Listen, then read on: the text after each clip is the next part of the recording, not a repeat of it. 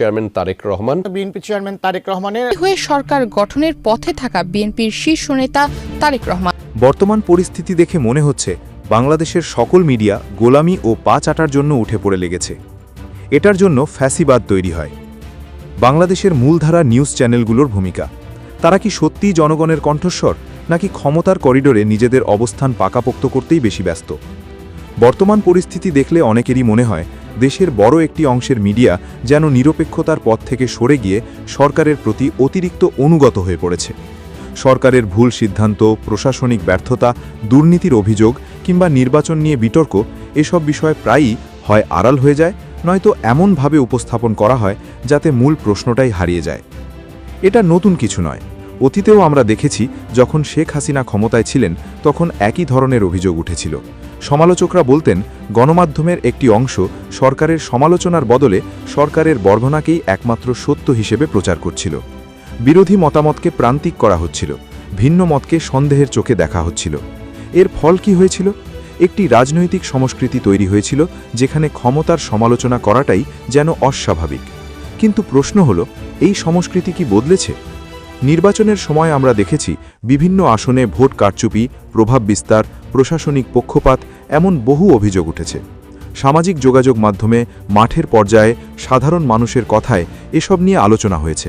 কিন্তু মূলধারার অনেক নিউজ চ্যানেলে সেই প্রশ্নগুলো প্রাপ্য গুরুত্ব পায়নি।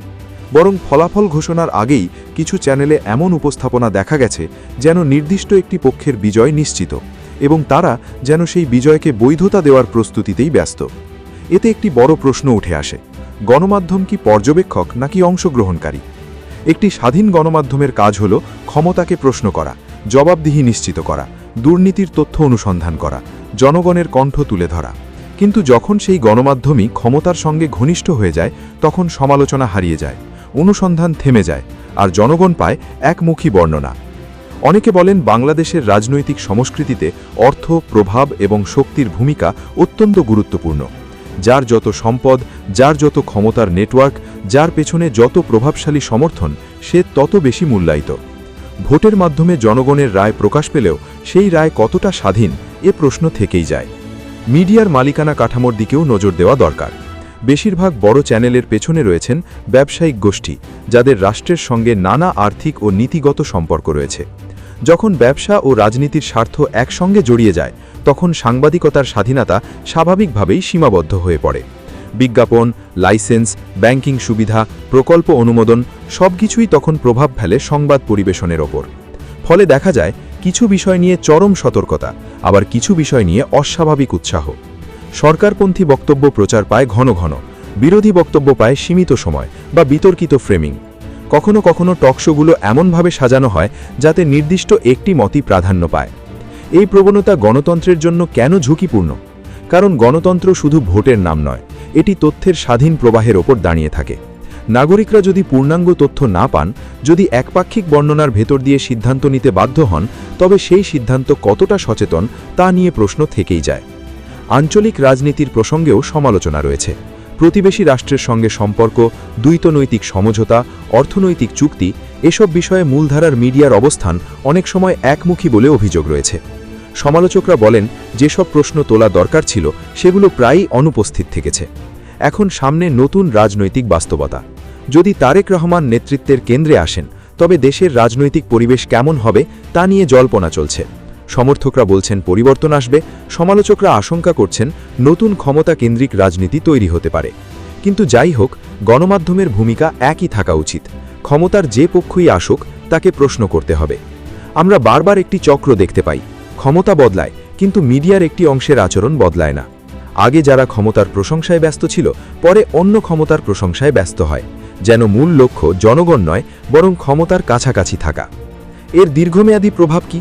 প্রথমত, জনগণের আস্থা কমে যায়, মানুষ বিকল্প প্ল্যাটফর্মে চলে যায়, সামাজিক যোগাযোগ মাধ্যম হয়ে ওঠে প্রধান তথ্যসূত্র। কিন্তু সেখানে থাকে যাচাইয়ের ঘাটতি, গুজবের ঝুঁকি, ফলে তথ্যের পরিবেশ আরও বিভ্রান্তিকর হয়ে ওঠে। দ্বিতীয়ত, প্রকৃত সাংবাদিকরা নিরুৎসাহিত হন। অনুসন্ধানী প্রতিবেদন করতে গেলে নানা বাধা আসে, আইনি চাপ, আর্থিক চাপ, প্রাতিষ্ঠানিক চাপ, সব মিলিয়ে স্বাধীন সাংবাদিকতা কঠিন হয়ে ওঠে। তৃতীয়ত, রাজনৈতিক সংস্কৃতিতে জবাবদিহির অভাব তৈরি হয়। যখন সরকার জানে যে কঠোর প্রশ্ন আসবে না, তখন ভুল সিদ্ধান্ত সংশোধনের প্রয়োজনীয়তাও কম অনুভূত হয়। একটি সুস্থ রাষ্ট্র ব্যবস্থায় মিডিয়া কখনো সরকারের শত্রু নয়, আবার সরকারের প্রচার যন্ত্র নয়। এটি একটি স্বাধীন স্তম্ভ, যার কাজ হলো সত্য তুলে ধরা, যে সত্যই হোক না কেন। আমাদের সমাজে প্রায়ই বলা হয় মানুষ নাকি শক্তির কাছে মাথা নত করতে অভ্যস্ত, কিন্তু এই মানসিকতা ভাঙতে হলে তথ্যের স্বাধীনতা অনিবার্য। জনগণ যদি বাস্তব চিত্র জানেন, তাহলে তারা নিজেরাই সিদ্ধান্ত নিতে পারবেন কাকে সমর্থন করবেন, কাকে প্রশ্ন করবেন। আজকের এই আলোচনার মূল কথা একটাই: ক্ষমতা যার হাতেই থাকুক, মিডিয়ার ভূমিকা হতে হবে নিরপেক্ষ, সাহসী এবং সত্যনিষ্ঠ। সরকার বদলাবে, নেতা বদলাবে, কিন্তু নীতি বদলানো উচিত নয়। যদি মিডিয়া সত্যের পক্ষে দাঁড়ায়, তাহলে গণতন্ত্র শক্তিশালী হবে, আর যদি ক্ষমতার পক্ষে দাঁড়ায়, তাহলে গণতন্ত্র দুর্বল হবে। এটাই ইতিহাসের শিক্ষা। সুতরাং এখন সময় এসেছে আত্মসমালোচনার। গণমাধ্যম কি জনগণের আস্থা পুনরুদ্ধার করতে পারবে? তারা কি আবার সেই সাহসী ভূমিকা নিতে পারবে, যেটি একটি গণতান্ত্রিক রাষ্ট্রের জন্য অনিবার্য? এই প্রশ্নের উত্তর আমাদের সবার হাতে। সাংবাদিক, রাজনীতিবিদ এবং সাধারণ নাগরিক সবাইকে মিলেই একটি সত্যনিষ্ঠ এবং জবাবদিহিমূলক পরিবেশ গড়ে তুলতে হবে।